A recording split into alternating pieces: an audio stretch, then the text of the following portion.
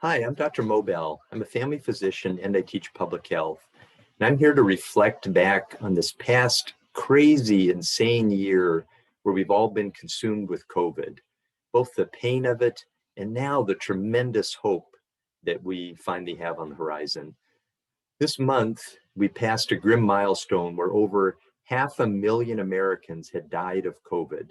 It's now 520,000 Americans. That's one out of every 600 of us.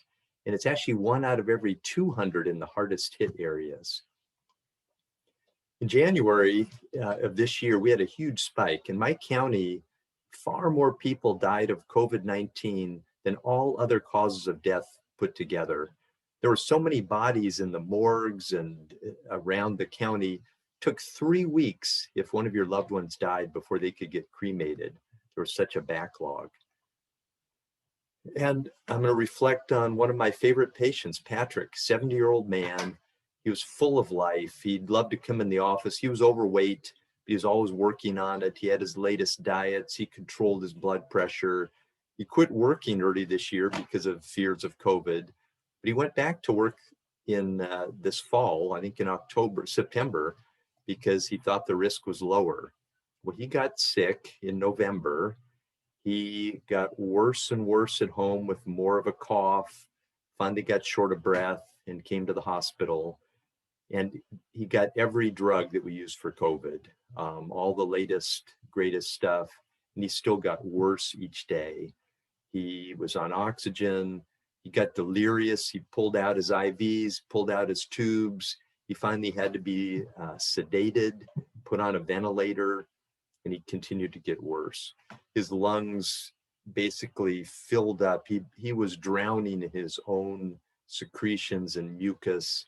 And finally, after a few days on the ventilator, it was very clear life support was stopped, and Patrick died alone in the hospital.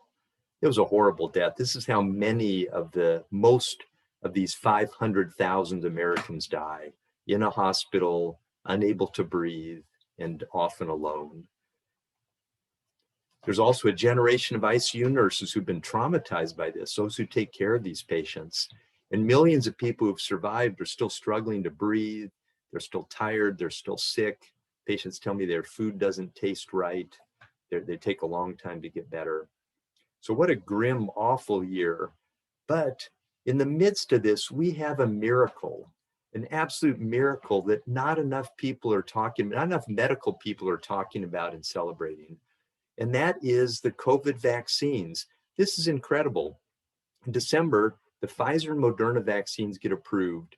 They're both 95% effective in preventing you from getting sick from COVID. This is remarkable, unheard of. A good vaccine is maybe 60 or 70% effective. Turns out they're completely safe. They prevent virtually all death and hospitalization from COVID. I think the medical field has been very remiss to not get on the rooftops and shout how incredible this is. It's brilliant science. I have people telling me, they're worried because it's so new. Well, it's not new. This mRNA vaccines, we've been working on them for 20 years. There were 2 previous coronavirus outbreaks, and they almost had vaccines in place, but fortunately, those both went away. They've been working on it for cancer vaccines. They found out they're incredibly safe. They just don't work for cancer. But guess what? This one works fantastic.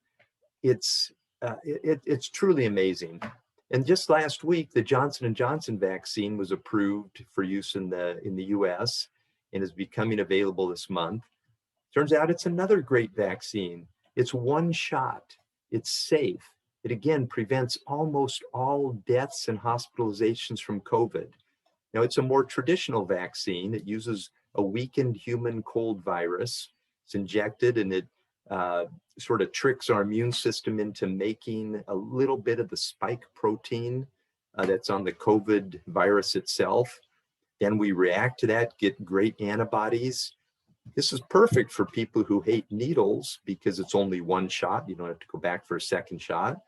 It's ideal if you've already had COVID-19 because a lot of studies are showing that just one shot of any of the vaccines really, really boosts our immunity.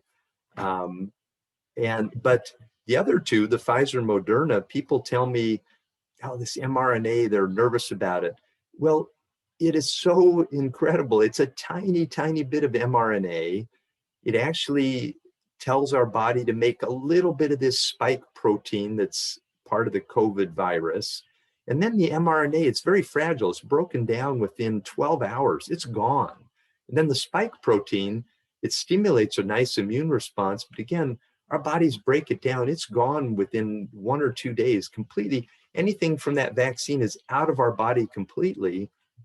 But we have this tremendous immune system memory. So we remember, and if we come in contact with that COVID-19 virus, our immune system revs up and gets rid of it. So we don't get real sick, and we don't end up in the hospital, and we don't die, more importantly. So this is miraculous. So we can stop COVID. I did a video back in July where all we had was masks and stay home and avoid gatherings. Well, guess what? What we can do now is get vaccinated as soon as possible and realize this is just a miracle. If you're in a high risk group, it's absolutely going to save your life. If you're low risk, I would say, please do it for your elders, do it for your community, and do it to prevent COVID from mutating into a deadlier form, because you're going to help us get herd immunity, and then we're going to stomp out COVID safely. So thank you for listening, and please get vaccinated. Get your vaccine as soon as possible.